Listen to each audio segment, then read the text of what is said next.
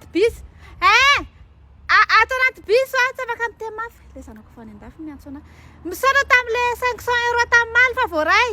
fa le 500 euro koa anika tena tsy maharitra ela tsony mividy menaka charbon nofa trano ny écolage de lany tsisy efa ho lany izy ato zareo manko mitazona hitanao le efa hianao le hoe Champs-Élysées iny le tambary any Élysée zanako le Élysée tompo le tambary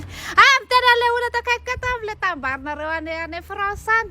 de zany aloha any fa misy vaovao tsara zany aty aminay hitandry le sahirana nanao le passeport omaly fa le mila le hoe bergement iny androany nahita filazana hoe tsisy anindray androany zany nanao le passeport kia eka mety manomboka azo zareo angamba hoe tsy voatery manana tomobile anao vao maka permis efa zany hoe tsy mila le bergement zany anao fa zany hoe juste hoe manao test na hoe fitondran-tena inona kiny afaka ataon'ity vavy antitra be anareo ty ihany inona niditra mbola afaka atao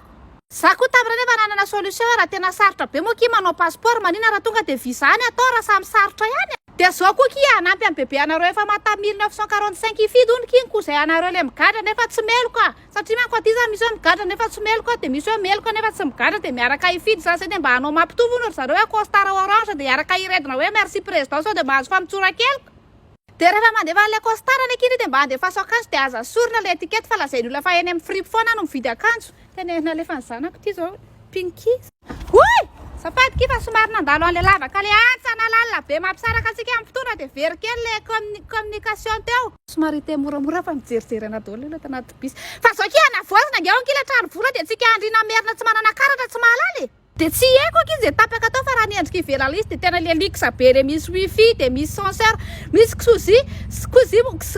ina moa kila rano mangotraka mbazaha fandrozy zareo iny raha misy an'iny kosa ki eo aninona ny andafitsony eky za fa miakatra ary amin'ny rovery fotsiny ako de fa zay kananareo any ary zao ki mety hoe iazakazaka irotoroto aty daholo ijery zao fivoarana aty aminay zao raha tsy ndry manery anay io hoany tsy makany akela